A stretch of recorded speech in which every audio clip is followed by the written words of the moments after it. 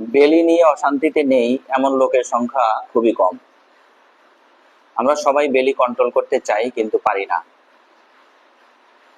নানা কারণে আমরা বেলি কন্ট্রোল করতে পারি না।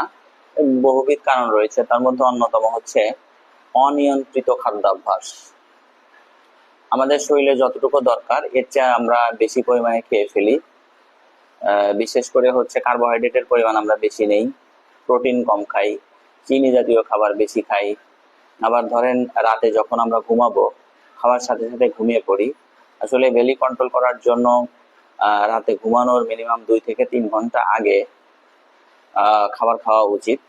আমি নিজেও বেলি নিয়ে খুবই অস্বস্তিতে আছি। তবে বেলি কন্ট্রোল করার জন্য 3টি এক্সারসাইজ খুবই গুরুত্বপূর্ণ। আমি মনে করি এই 3টি এক্সারসাইজ যদি কেউ নিয়মিত করতে পারে তাহলে তার অবশ্যই বেলি কন্ট্রোলে থাকবে। আর আমি এই এক্সারসাইজগুলি ইউটিউবে বিভিন্ন গুরুত্বপূর্ণ চ্যানেল থেকে সংগ্রহ করেছি। চলুন চলুন দেখে নেওয়া যাক কি এই গুরুত্বপূর্ণ এক্সারসাইজগুলি। প্রথমে যে এক্সারসাইজটি করব সেটি হলো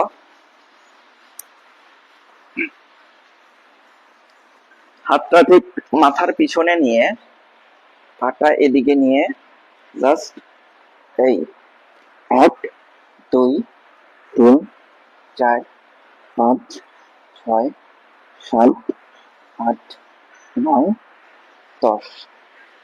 এই এক্সারসাইজটা যে যতটুকু পারেন ততটুকু পর্যন্ত করবেন। সেকেন্ড এক্সারসাইজটা হলো, সবগুলো এক্সারসাইজ প্রায় লে ডাউন করেই, শুয়ে থেকেই সবগুলো এক্সারসাইজ। সেকেন্ড এক্সারসাইজটা হলো এটা 1 2 3 4 5 6 7 8 9 10। এটাও যতটুকু পারেন ততগুলা দিতে হবে।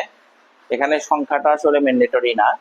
একজন মানুষ শেষ পর্যন্ত যতটুকু সে আর দিতে পারবে না ততটুকু পর্যন্ত যেতে হবে।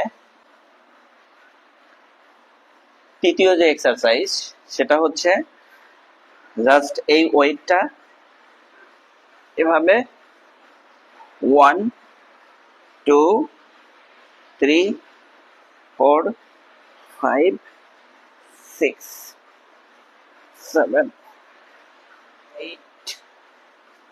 এই ওয়েটটা ঠিক এমন ভাবে লেফট হ্যান্ড রাইট করতে হবে যাতে পুরা বেলির উপর একটা প্রেসার থাকে। যেরকম এই এই তো আমি মনে করি এক্সারসাইজটা যদি কেউ নিয়মিত প্র্যাকটিস করতে পারে তাহলে বেলি এবং পুরো শরীর ফিট থাকবে। ধন্যবাদ সবাইকে। আল্লাহ হাফেজ, ভালো থাকবেন। আল্লাহ সবাইকে ভালো রাখুন।